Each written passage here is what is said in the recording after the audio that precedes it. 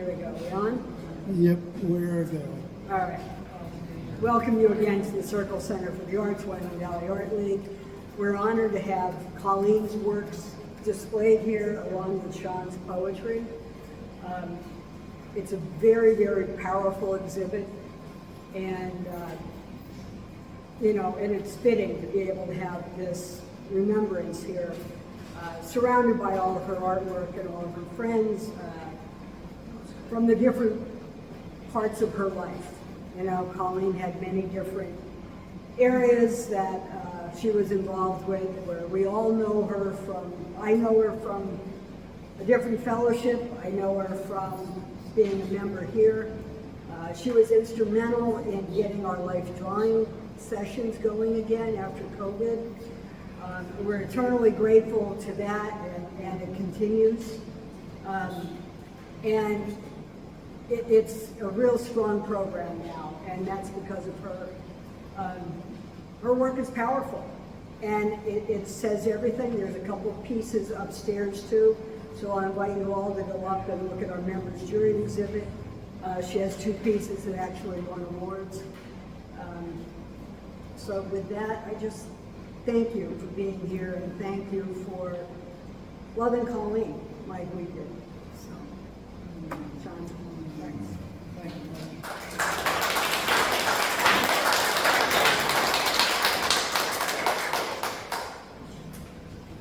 Hello, everyone. I am going to try to speak loud so everyone can hear. And when you come up to share your memories of Colleen, speak loud. Thank you, everyone, for coming, and especially folks that came from far away.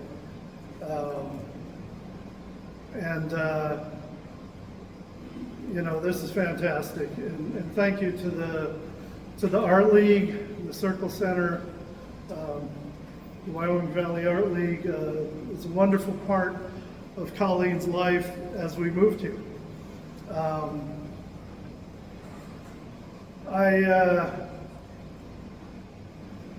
going to start with, this is probably the hardest thing I've ever done. I gave a reading here about a month ago to talk about the art, and that's all, you curate some poems to read, talk about this stuff.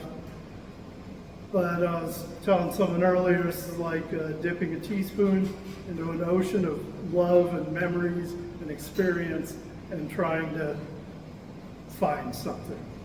I've been thinking about this for weeks and unable to plan anything in effect, and what I'm going to do is what I learned from recovery.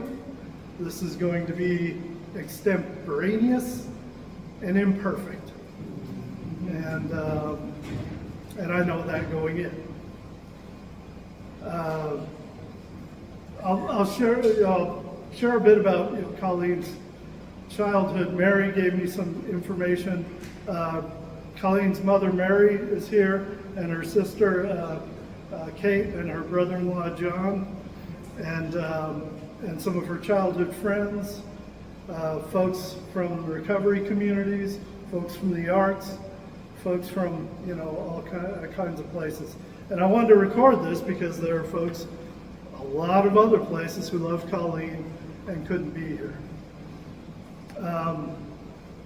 So Colleen was born November 19th, 1969 in Abington Hospital, I believe. But she lived in Philly, and that's where she grew up.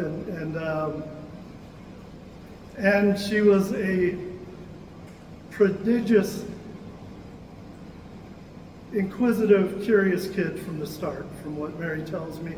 Mary told me that Colleen, when she was a little kid before grade school, drawing pictures, she remembered her drawing a dentist over a patient, working in a patient's.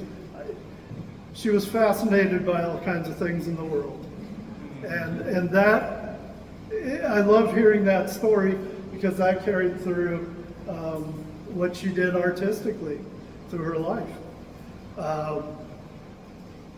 She started out very young, and Mary would take Colleen to the Fleischer Art Memorial. When she was a little kid, they'd get on a bus Saturday mornings and go to, Colleen would learn art, and Kate would go to Settlement Music School, and they had a family that there were a lot of arts was a big part of what was going on, and so she was encouraged from a young age, and she went to Project Learn, a school down in Philadelphia that kind of emphasizes free thinking, I believe.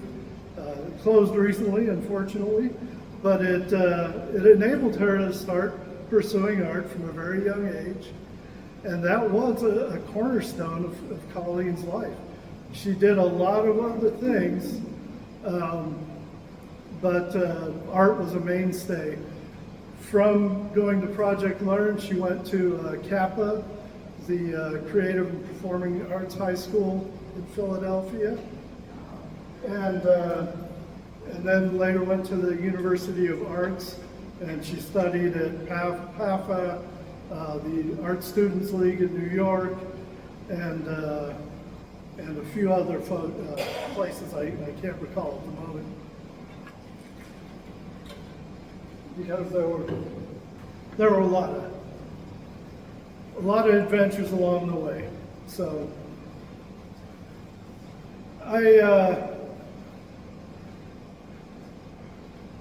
one thing Colleen and I had in common is we met in recovery communities.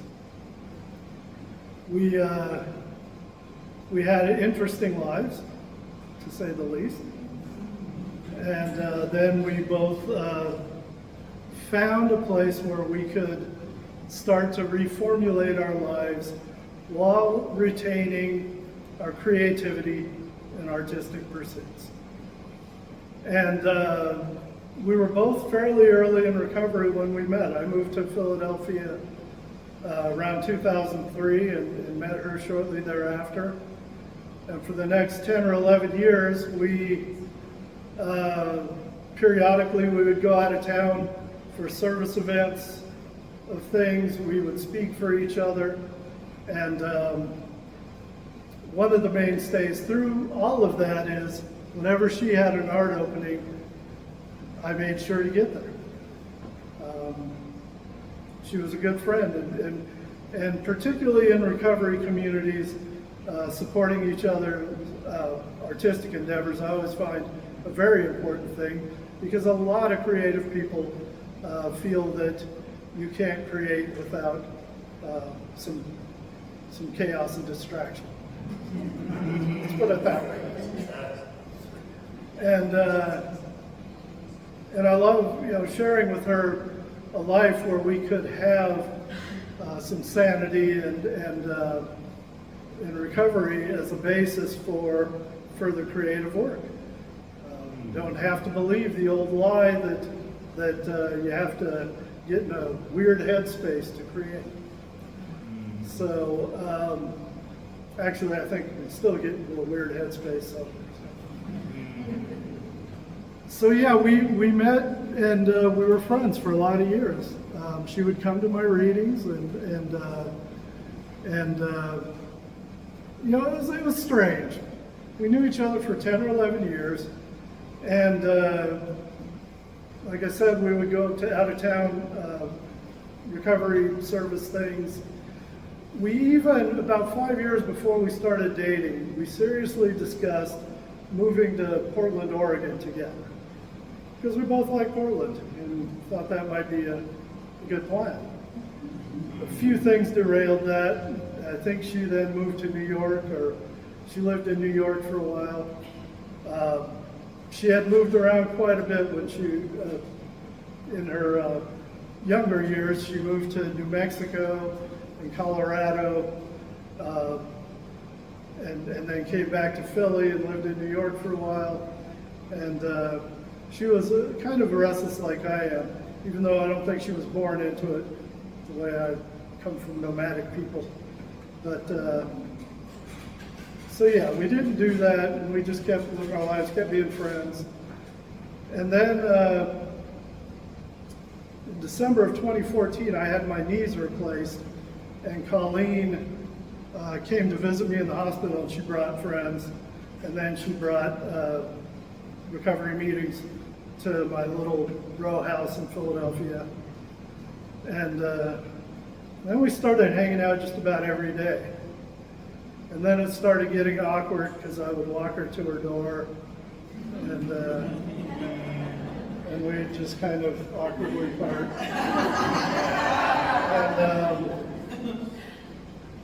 And then one day, and I know the day, it was April 3rd, 2015, we went to a diner, and I laid some things out on the table about my life and about,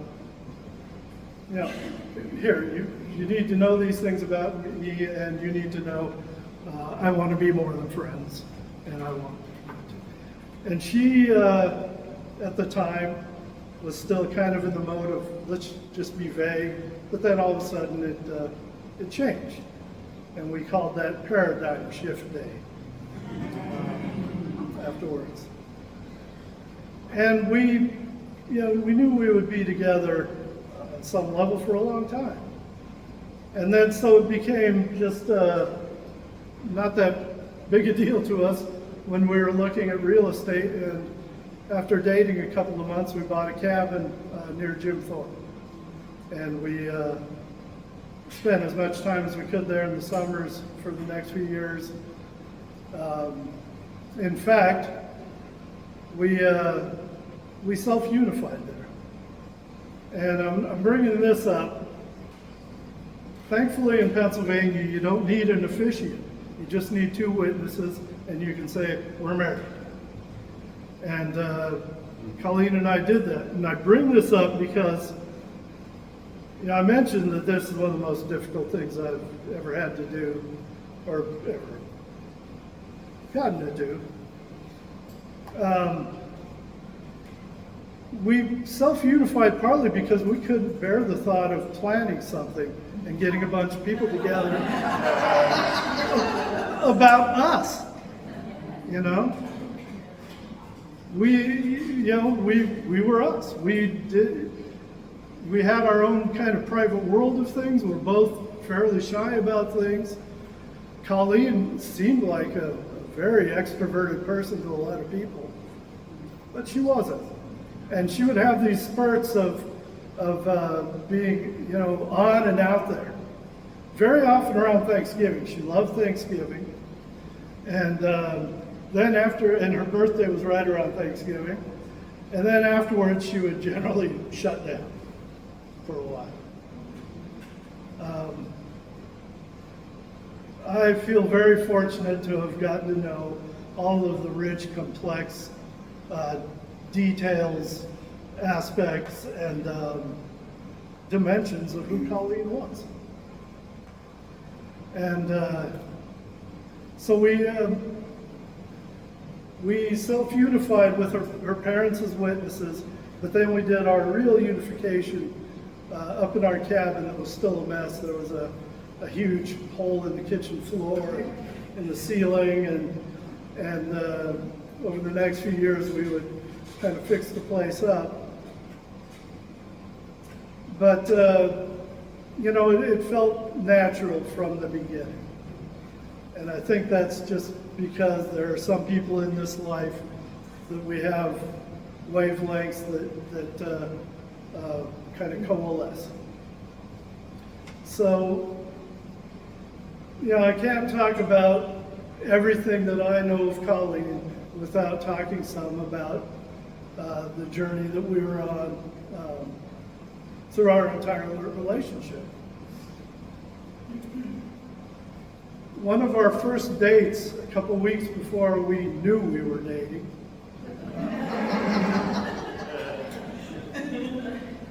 it was on St. Patrick's Day, 2015. We were going to the Chestnut Hill Hotel restaurant that night, and Colleen had a doctor's appointment that day, and she found out that she had breast cancer. And she's one of the bravest most remarkable people I've ever known because none of it was easy for her. She did not like pain. She did not like the things that she had to go through for 10 years. She, had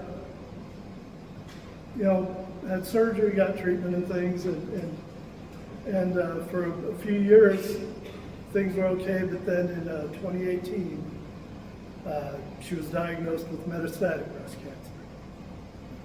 And it hit her very quickly. She one night drove herself to the emergency room with shoulder pain, thinking she might be having a heart attack. She'd had a cough for a couple of months. They diagnosed her that night with a large mass in her lung, and she came home, and within a week she couldn't get out of her bed,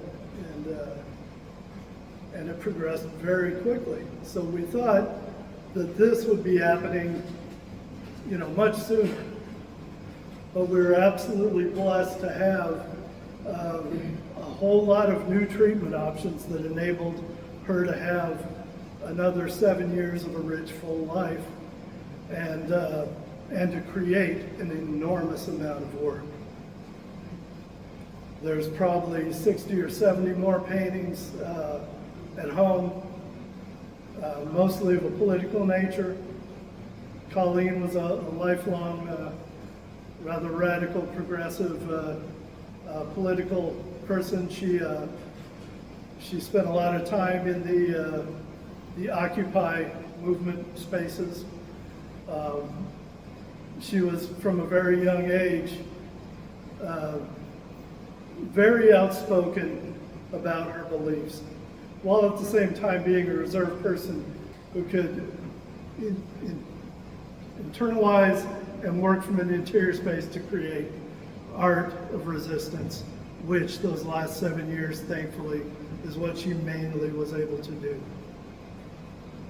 She didn't share a lot about what she was going through. Some people knew that there was some things going on. But I cannot believe how blessed I have been to have been there from the outset of this, and to be able to accompany her. We both love the phrase, we're all just walking each other home. And that's what we were doing. And, she went through so many treatments. That entire 7 years, other than a fantastic 8-month break she had at one point where there was no evidence of disease, but her oncologist assured her, well, this is temporary. And, she did absolutely everything she could, and she fought for her life those entire 7 years. At one point we went to a nutritionist in New York that gave her a special diet that Colleen tried to work on. One of the things in that diet was no coffee, and that wasn't going to happen. And most folks that know Colleen.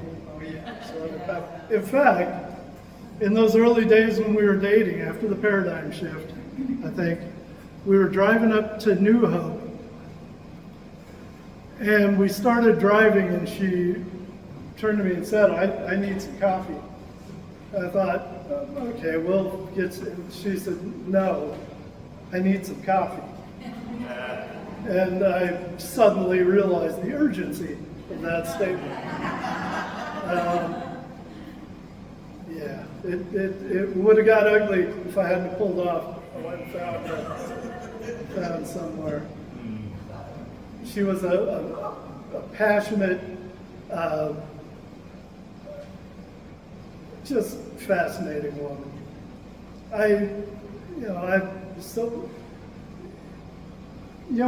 We got together and we kept working. We kept doing the things that we both do artistically. We managed to carve out our individual spaces, and at the same time work with each other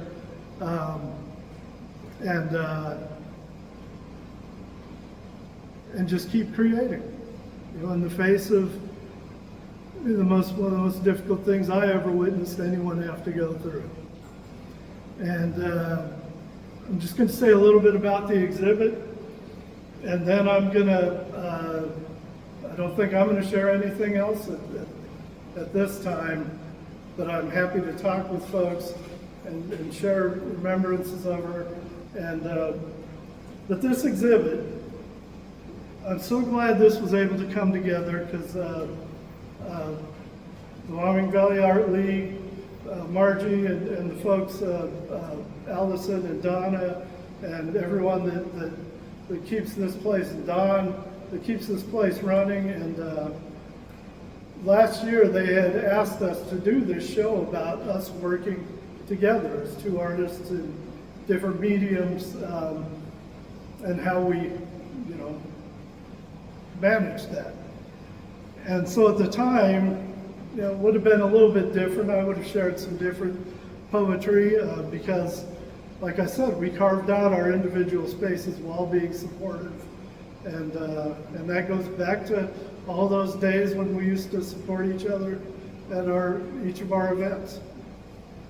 But in pulling this show together, I wanted to capture some of, while she was doing an enormous amount of political work, which very often appeared in the nation, that was one of her, you know, outlets to get the work out in the world and get eyeballs on it. There's a statement right here that she wrote about her political art. That was a huge part of what kept her going and motivated her to create and resist. And at the same time, while she was doing that, she was creating a lot of personal work that the start of this show illustrates some of that. And she was also capturing the challenges of being sick, the isolation and loneliness that created. And she wanted to, you know, express a little bit about what she was going through. And then I included some of her social, a little bit of her political work in relation to what she kept producing in that time. This includes up to her last painting of Luigi Mangione, with nails being hammered into his shoulders. And I included her last palette, the brushes she was working with.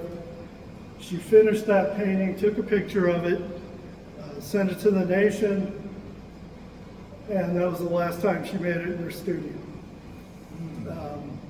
Unfortunately, once treatment was ended, she came home for hospice in December of last year, and it took about a month, you know, for her to pass. She was terrified of pain and suffering, but she wasn't afraid to die. She lived her life in a beautiful way. She gave a lot to service in the recovery communities. At one point, she chaired the international convention of another recovery group besides the main one we were involved in. And she gave everything that she could. And you know, we learned a lot of that from getting our lives in a better place. I was so blessed to know her and share her journey the last 10 years of it. And I'll love her forever, and I'll be doing everything I can to honor her work and share with the world the life that she lived. And with that, I'm just inviting everyone. I wanted to do this in the space of her work and be enveloped, enclosed in the space with with what Colleen created. And I just kind of view this memorial as a space for others to share what Colleen meant in their life, discuss her work, and discuss her life in general. So with that, anyone who would like to share? Welcome, Kate.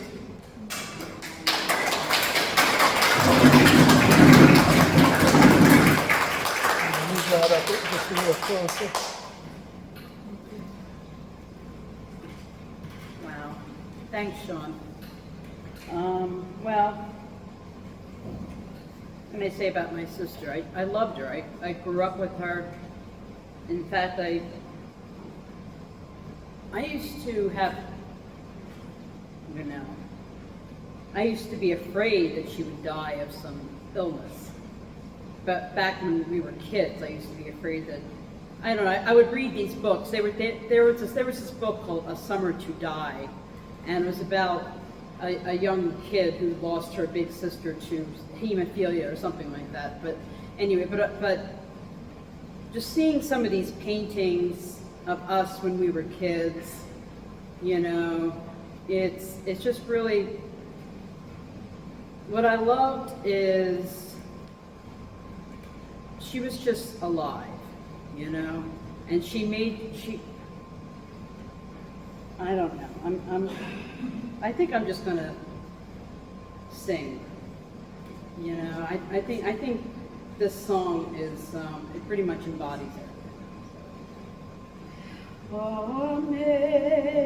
Amazing grace, how sweet the sound that saved a wretch like me.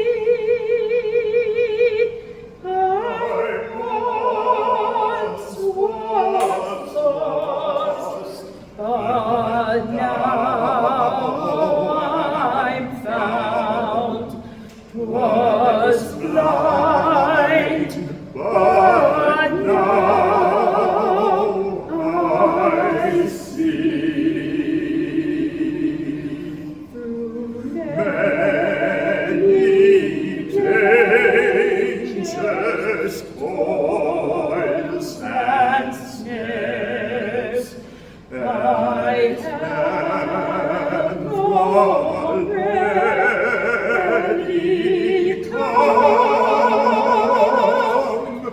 'Twas grace that brought me safe thus far, and grace will bring me home.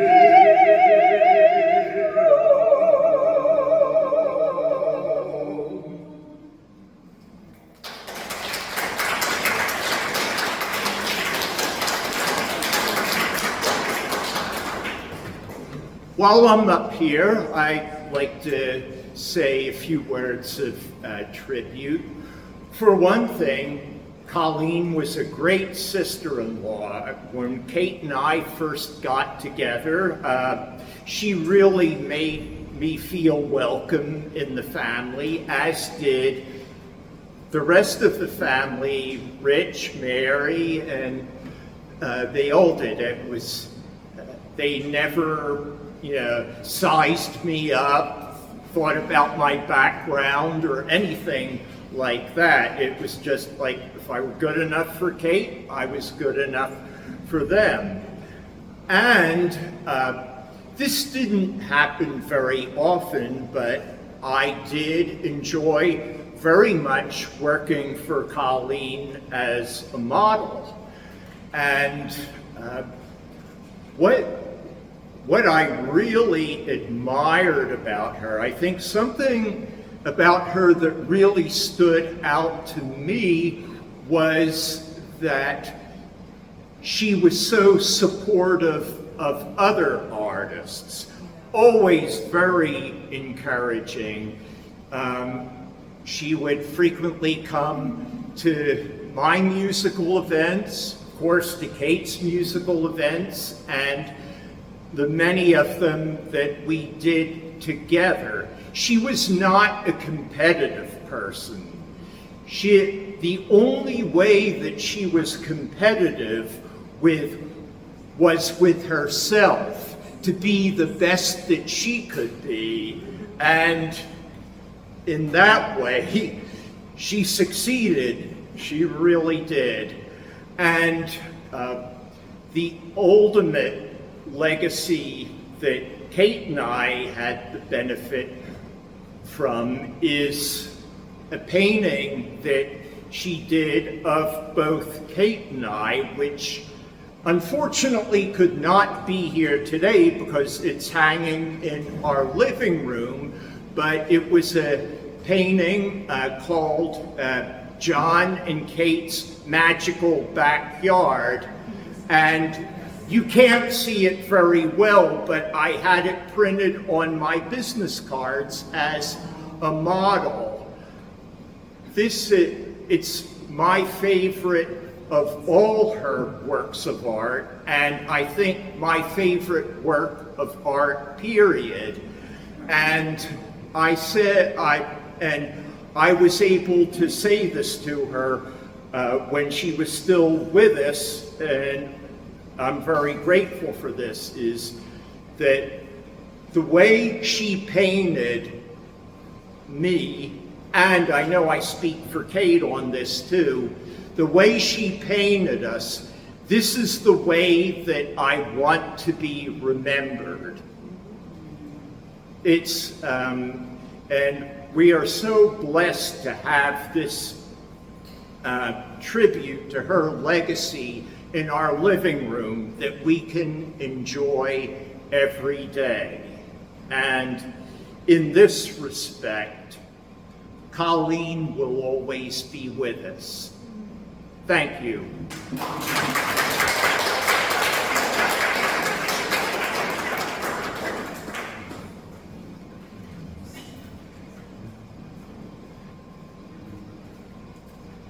I'm already not sure if I can do this. So I was Colleen's childhood friend, and wow.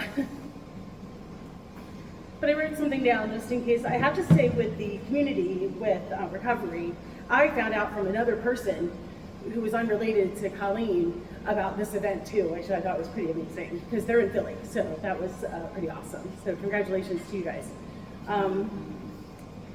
Okay. The only good thing is that you left us before the new president took office. That's it.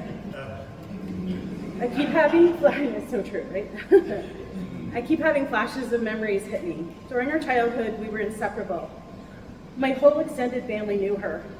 My grandfather would call her Magnus and Agnes and stuff, but it was hysterical. Anyway, as adults, we could always pick up where we left off after times of little to no contact, which is a lot as we got older. I'm not being able to articulate my loss I feel. Colleen was my oldest friend. I think I was born, and boom, I had a built-in friend a few doors up, and Kate is my second oldest friend. As kids, we were inseparable. I feel like the extra daughter Rich and Mary probably didn't want, but were stuck with. She always had the knack for art, even as a 5-year-old. She kicked me out of the house because I was coloring outside the lines of her coloring book. Evidently that was an abomination. I was only 4. Yeah. As teenagers, we listened to Bowie and Duran Duran, sorry about that, and many others. Went to concerts together. Our families were connected beyond the block. Colleen and her sister Kate were PL kids. I went to public school, but Colleen took me to PL for the day and when my head off. It was crazy. Good times. I remember one summer afternoon particularly. It was in 1980, and we were at the local park laying in the grass talking about everything and nothing when we got on the subject of the year 2000 and how we would be 29 and 30 when the year 2000 came. We were being so old. Y'all know you did it too, so that's all right. I'm so happy to introduce my child to Colleen. She was one of the people I think understood my kid better than most others. I'm sorry. My child just graduated with honors in May. Yeah. They have a bachelor's degree of fine arts in ceramics, and Colleen loved their work. Excuse me. That was the hard milestone to be able to share that I wanted to share with Colleen, and I couldn't. I think she would have been proud. As adults, there have been long breaks in between talking, but we had a connection that transcended time that I have treasured and will miss so much. You never know how strong you are until being strong is the only choice you have. Or Bob Marley, that describes my friend Colleen. Thank you.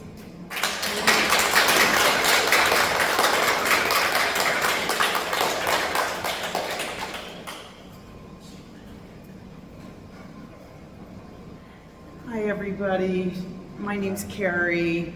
I almost reflexively said, hi, I'm Carrie, I'm an alcoholic. There would be many of you that would appreciate that. Sean, your tribute, all of this is so beautiful. I actually met Sean first, and then Colleen came back into the Philly scene, and we hit it off immediately. And I think that one of the things that I treasured the most about Colleen was she never sugarcoated anything. She said it like it was. And I am wearing socks that she really liked because they say fuck off. And she, some of our sort of early bonding, and it was about a year before her first breast cancer diagnosis, and she did work in some settings for being, a patient for hospital scenarios where you could be a standard patient, and she worked with some people that were just a trip. And we would kind of leave a meeting or before a meeting, and we would walk around the perimeter, and she's like, I know this isn't really recovery, but fuck that, blah, blah, blah, blah. And we kind of just aligned in that way. And then we knew we would have to do some step work after that about what we were saying about people, but it was just that she always was so willing to be in reality, like so willing. And like to be traveling with her through her diagnoses. And I can remember us coming to the house after the second diagnosis, and coming to the hospital. And she could be so clear about the reality she was in, and she was never ever trying to bypass that. And she was grateful for every moment extra that she had. And my friend Jess, who I'm here with today, we did Course in Miracles group work with Colleen, and we came to see Colleen and Sean when they moved up here, and she was in process of painting many of these paintings up in her studio, and a testament to her generosity. I loved her political art. Her political art saved me the first round of He Who Shall Not Be Named, because I'm not going to ruin your memorial, Colleen. And she had done this beautiful portrait of Ketanji Brown Jackson when she came into the Supreme Court, and it had the beauty of her essence. And I was like, Colleen, I'm so struck, oh my God, I'm so moved. And she literally took it off the wall and said, it's yours. And where I sit in my tiny condo in Philly, there's Ketanji. And when I get off the toilet, I touch Colleen's signature on my Ketanji, and I was fortunate enough that I had a conversation with Colleen a week before she passed. And Sean and I talked about this a lot, that it might have been one of her last few lucid conversations before she lost her ability to be lucid. She was so clear and unapologetic and unafraid of what was coming. And we just got to talk about it. She made me through all the journey, not be afraid of what might be on the other side. And I feel her all the time. I love and adore her. And I'm just so glad to be in a room with people that were loved by her and love her.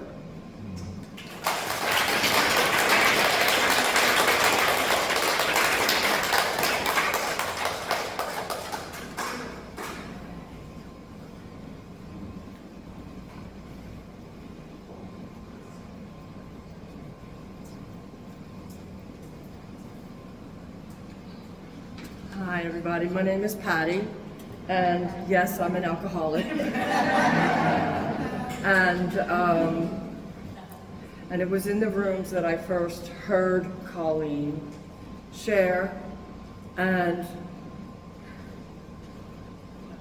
I would hear her through the, a couple of years would go by, and then at one point I asked her to be a temporary sponsor of mine, and that worked out well. But it was around that time. That was around 2000. That was around 2015 when that happened. And I remember, being a part of the beginning of all of this. And I remember she and Sean were going away somewhere, and she asked me to kitty cat sit. So I was in her, and this was, during the wig period, like the hot pink wig or the blue wig, I'm not sure which one it was. But, and then that's when I met this creature here.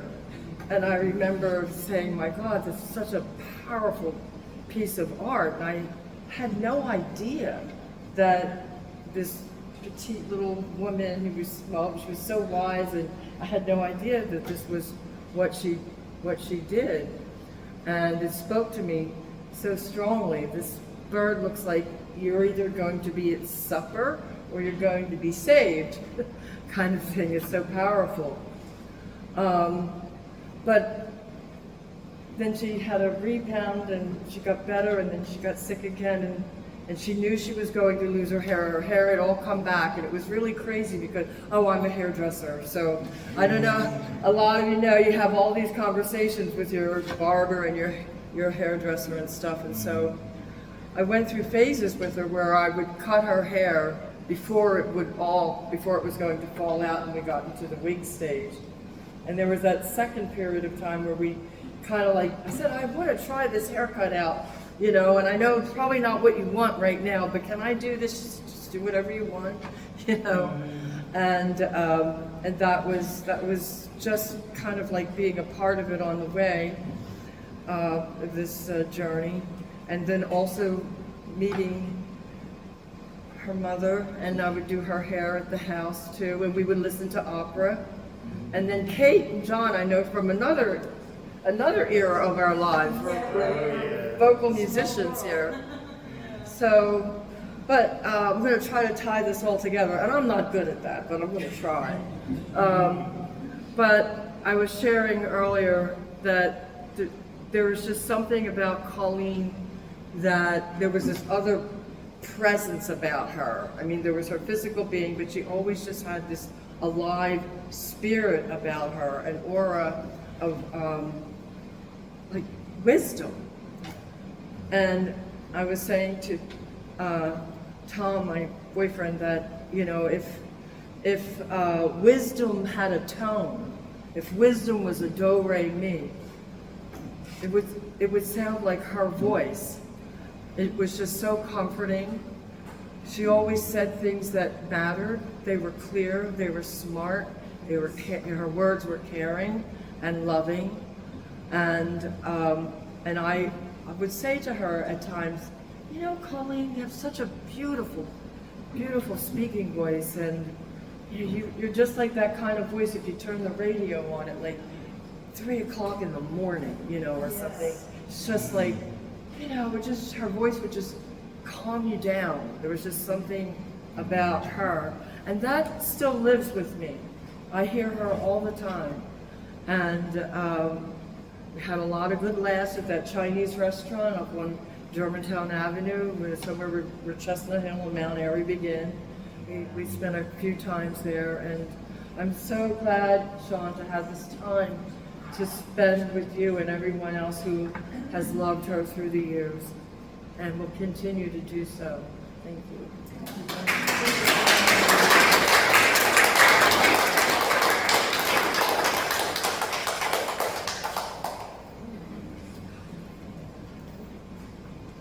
Hi, my name is Misha. I'm a childhood friend of Colleen's. We met at Project Learn, and we were very close for a very long time. And one of my best memories is how she and I wanted to get together to watch The Wizard of Oz, and our parents wouldn't let us for whatever, I don't know.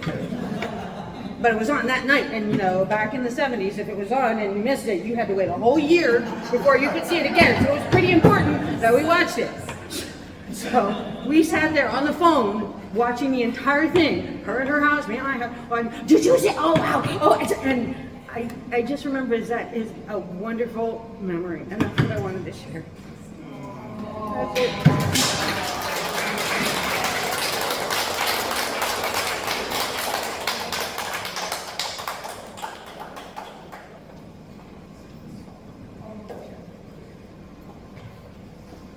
Hi, my name is Kathy, and I didn't know Colleen real well, but I took hot Bikram yoga for a few years, and she was there every Sunday for 2 years. And I remember she'd come, she was very quiet, but she did it, and then she'd leave. And I'd do it, and then I'd leave. But she started wearing these little black hats, and she still did it for the hour. But the thing I wanted to mention was I never knew Colleen's faith. But when Sean today said, she said, we're all just walking each other home, I know what her faith is. Thank you. But the one thing I really wanted to say was, I said something one time about Sean's poetry to her, and she just looked at me, like I'm saying, we weren't close. She said, he is the real deal.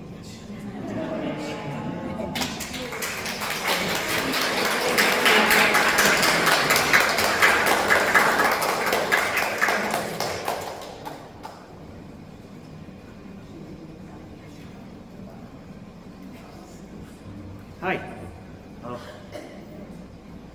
Sorry. I thought I could hear this. I'm another Sean.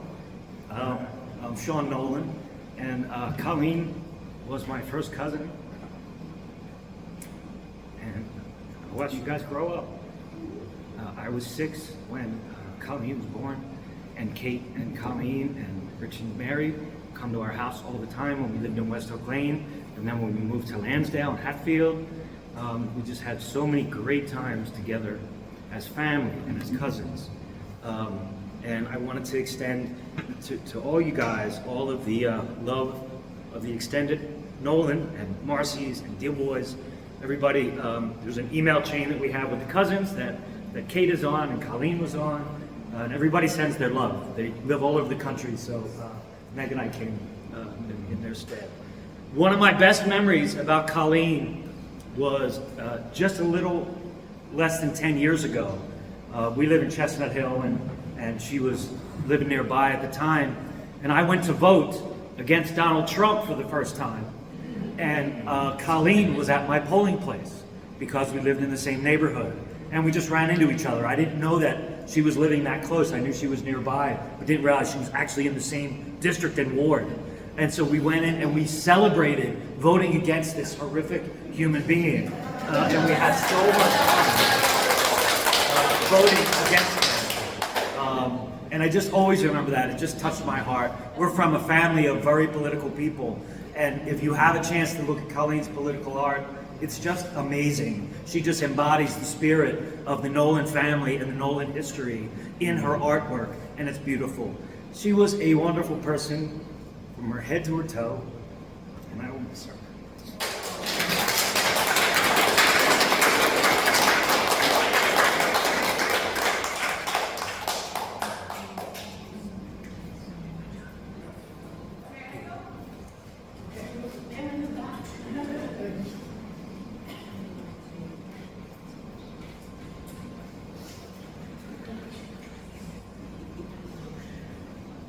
Hi, everybody. I'm going to put glasses on because they make me feel self-confident.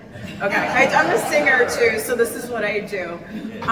First off, I am so sorry for everybody's loss. And secondly, just from being here with my fiance, Jonathan, I am so sorry you lost your person. And the love you have for her is just so inspiring and genuine and true. And we just love you so much, everyone in this room. And the thing I'm gonna really miss about, well, first of all, I had a moment here because I'm a fellow artist. I met Colleen at Figure Drawing a few years ago. And she was hosting, and she's like, okay, I'm gonna be the figure drawing host for a while. And I'm like, yo, this chick is mad cool. Like, we're driving home from our first figure drawing session with her at the Art League. And I'm like, yo, that chick Colleen, I'm like, she's the shit. She's awesome. Like, she's so cool. And I have these things called friend crushes. They've happened a few times in my life where I deep down know I'm gonna be friends with this person, and either I like, you wanna come over, you know what I mean? And so she came to visit us in November. It was actually Thanksgiving time. We were trying to recall when you said that, we're like, I think she came to my gallery in around Thanksgiving time.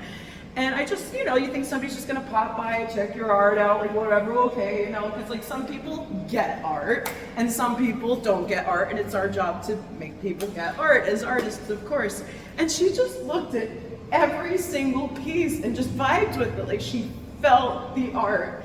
And a lot of these pieces I've never seen, and they are just truly magnificent, and I can't wait to bond with them. And this right here with her palette, damn, right? Life, that's it. So, in another vision I had today while walking, I thought this might have been a praying mantis head. We saw this gigantic praying mantis today on a walk. We did a little walk before coming, because when I lose somebody, I like to do things all day that I think that person would have enjoyed.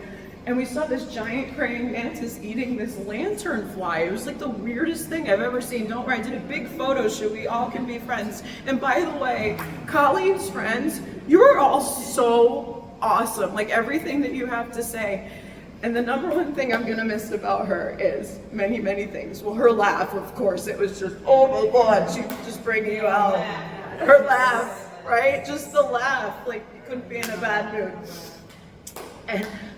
And the biggest thing I'm gonna miss is, although I did not know her long, like when I would see her out, like at the Art League or the Fine Arts Fiesta, the way her face would light up when she sees you, and you just like lock eyes, and like the whole world just shut off, and I'm just like, oh my God, it's you! And we just like run to each other and hug, and it makes me really sad that's not gonna happen anymore.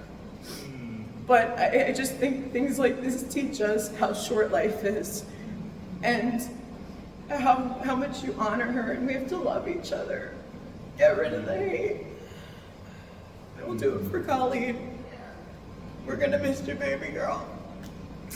And I have a painting that one little short story, I put it over there. Sean, it is for you. You saw it at the Fine Arts Fiesta. We didn't have a figure model one night at the Art League, so we all just took turns. None of us took our clothes off, don't worry. But if we did, nobody would carry her anyway. But it was just so funny because she got up and I'm like drawing her. I'm like, oh my God, she's so beautiful. And that night I put wings on her. And then months later she passed, so I finished the painting for you. And it's one of a kind. And I really hope you enjoy it, because I knew that handing this to you is a symbol, like it doesn't hit you sometimes. So this is her as an angel. And I want your family to have it. It's for you. Thank you. It's beautiful.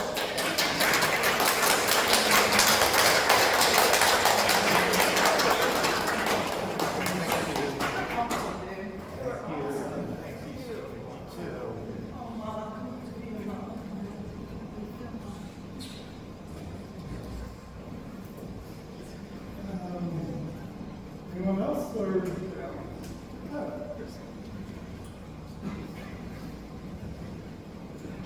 So I'm Chris Cox. I feel richly blessed to be here. And Sean, I just want to acknowledge you for creating this space. It really is wonderful, and it really speaks to what your relationship, and I can feel that.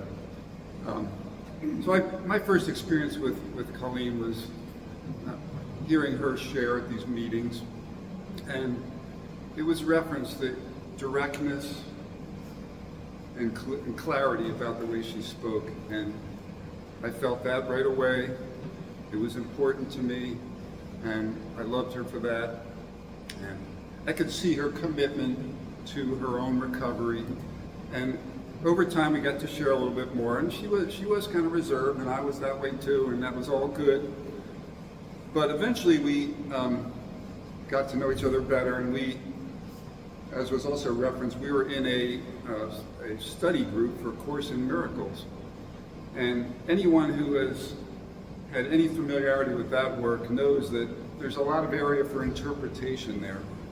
And one of the great things about the group we were in was that she had this way of just getting it back on focus and getting us to really focus on what we were doing there and the true message of Course in Miracles, which was something that we shared.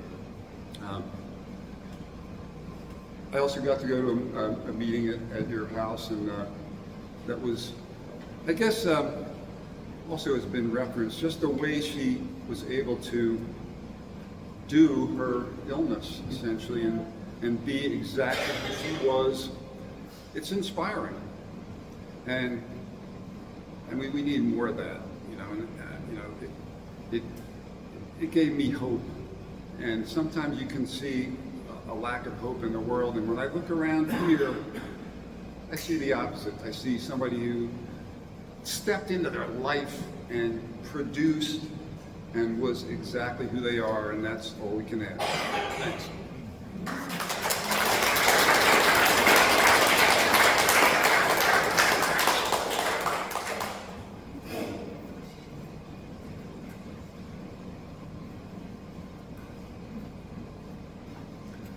So hi everyone. It's nice to be here today, and Sean, thank you so much for putting this together. I, like all of us here, miss Colleen so much, and yet I also know she's here with us in this moment, and for that I know. One of the things that came to mind, I've known Colleen for many years, through meetings of different types, but I remember Colleen before she was sick. I remember Colleen, the first time we really started to get together though, we would meet after meetings and talk, and she would come up and explore some of the things that I shared. She was attracted by, and Colleen was wonderful for this. She was listening to each and every person so carefully, but then she would link something that you may have said to something personal within her. And suddenly, both she and me, or the other person, is no longer alone with it. There was a commonality with Colleen that united everybody with her. And one of the things that was for me was when I was going through a difficult time deciding if I was going to leave a job. And she admired my honesty and my courage to just get up and leave because it was toxic.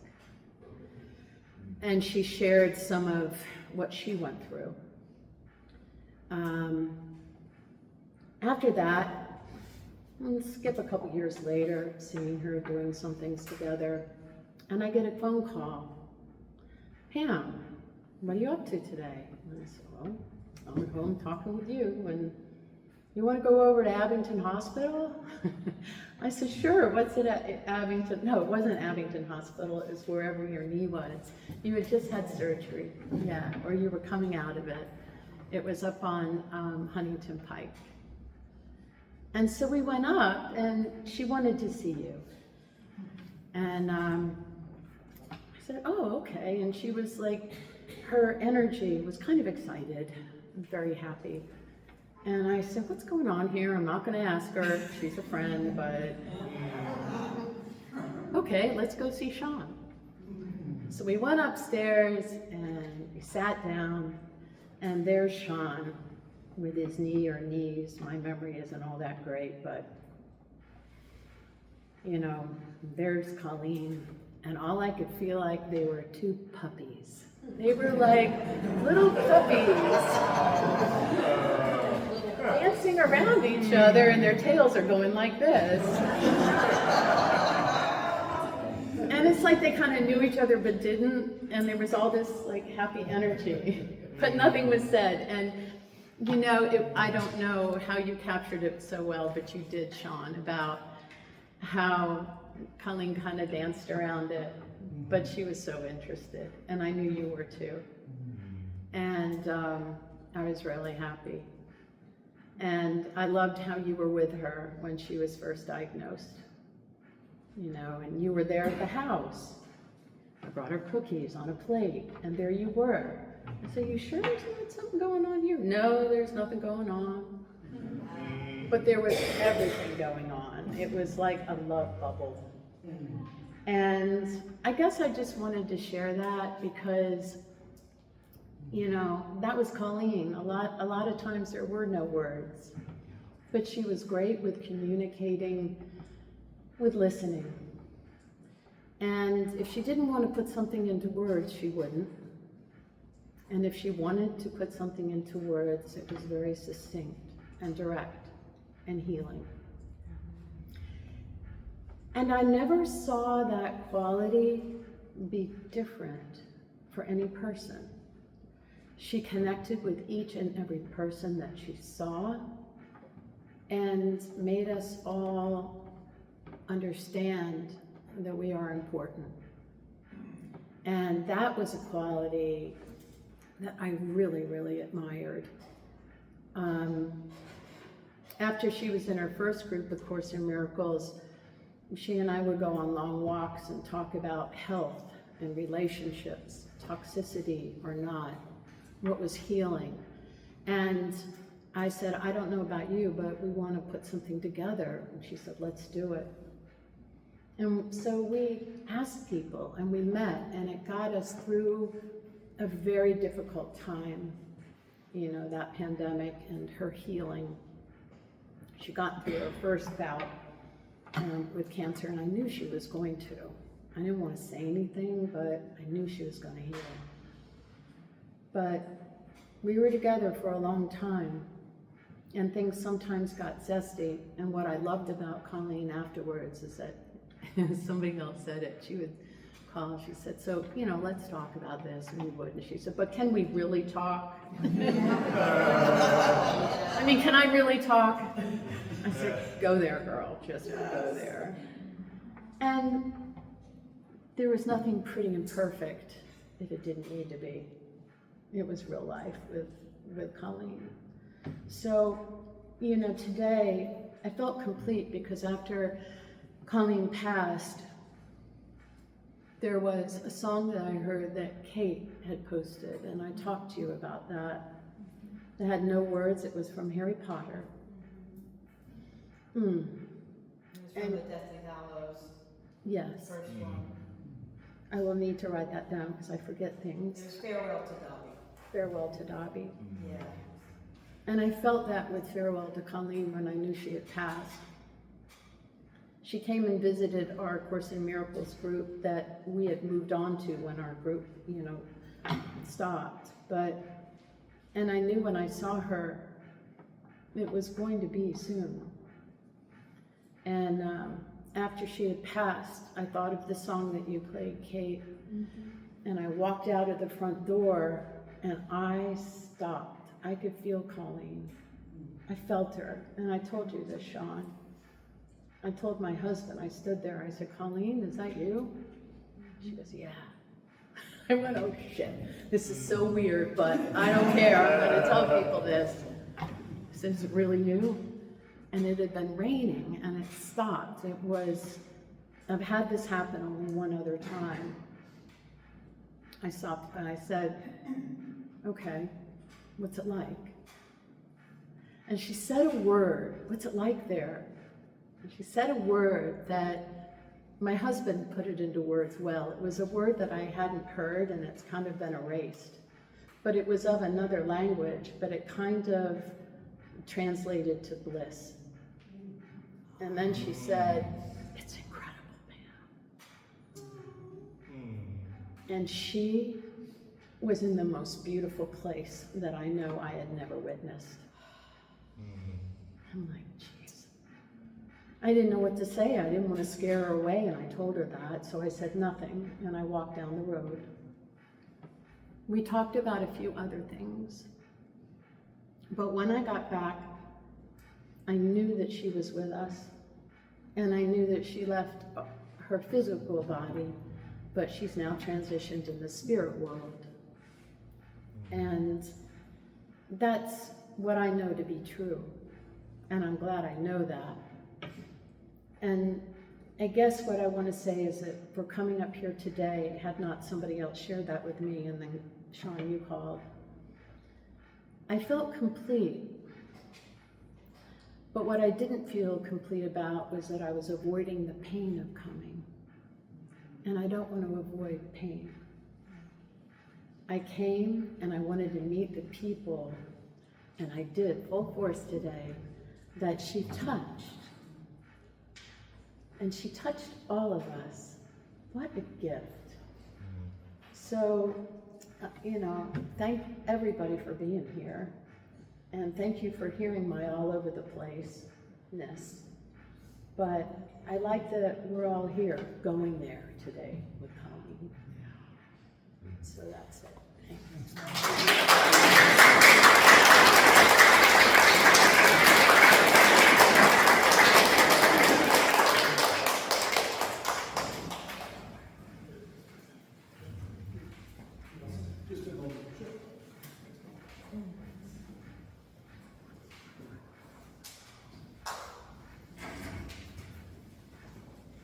Afternoon. My name is John Stanchak. I'm a drunkard and a barfly.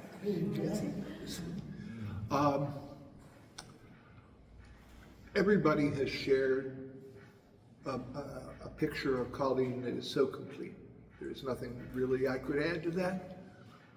I first met her in 2008, and I say this as a man. I looked at her and I said, wow, she's cute. That nobody bothered to say that, but she was a very attractive person. As Sean's quite aware, when I was a much younger man, I went through the same thing. I lost my first wife to cancer, and I was left a widower with 2 small children, and then had to build my life over again. And I didn't do very well at that. And that's a story for another day, but it was very difficult for me. A man of the cloth who knew I was a reader gave me a copy of a book called A Grief Observed, which you probably read. If not, I'll give you one. And you realize it's a universal truth that grief is hard. And then I came across many years ago another very succinct description of what we go through, those of us who are left behind, particularly at a time when we're not really ready for that. I brought along a copy. I'll just read it quickly. And this is for you, Sean, and anyone else here that feels they could need it. And this was written by Henry Holland, who was a professor of divinity at the University of Oxford long ago.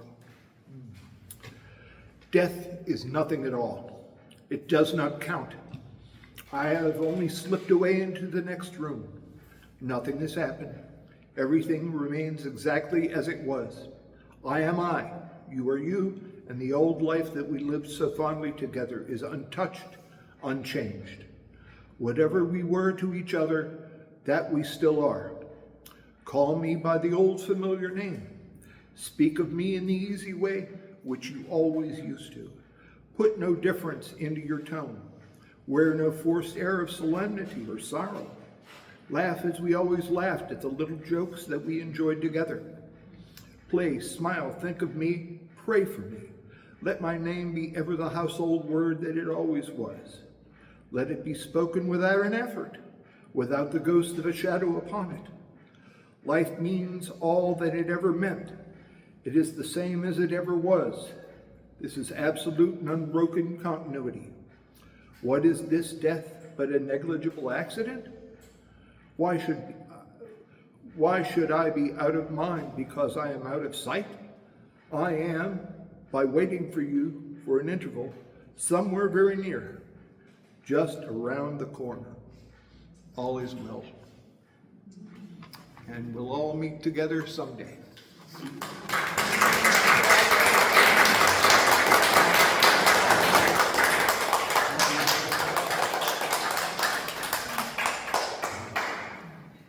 Would anyone else like to share? If not, I'll share a couple more things.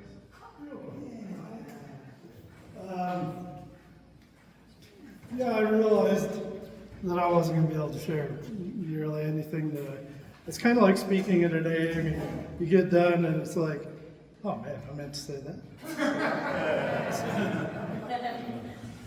I've come to accept that, and I'm accepting it here, except I just wanted to share one last thing about, and it relates to what John just, what he just read.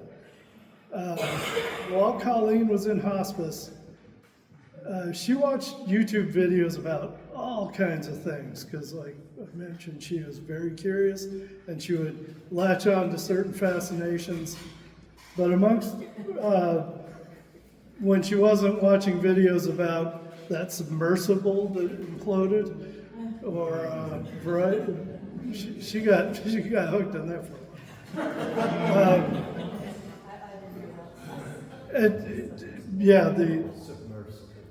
That I can't remember what it was called, the Titan or something. But she watched she returned to a lot of music that she loved, and there was one day. I'm bringing this up because there's so many ways that Colleen is still with me and connected with me, and part of my experience. But this one day she was watching, we were talking, and she remembered the Leonard Cohen song, Bird on a Wire. And she pulled up the Katie Lang version of that. And she was saying to me, she wanted me to listen to this with her. And watch this and listen to this. You know, and at the time, of course, I just thought she loved it and wanted to share it. A couple months after she died, I was driving, and one of the local college radio stations suddenly started playing Bird on a Wire.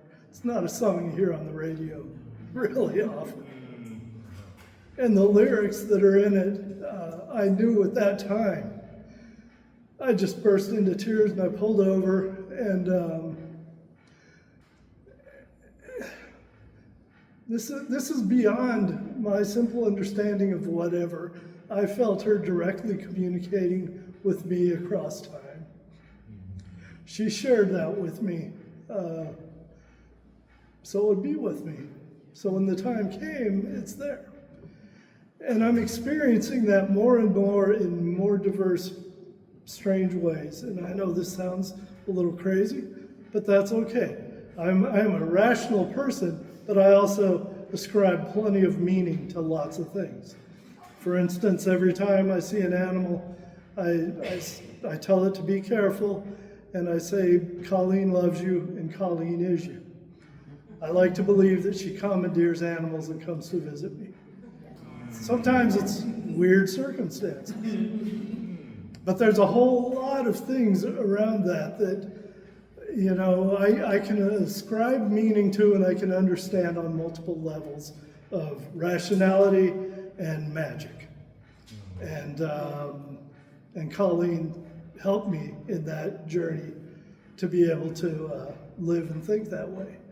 And I thank you again, everyone, for coming out.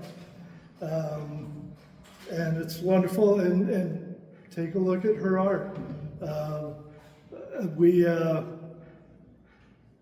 just so blessed. Thank you again, Circle Center, for giving us this opportunity.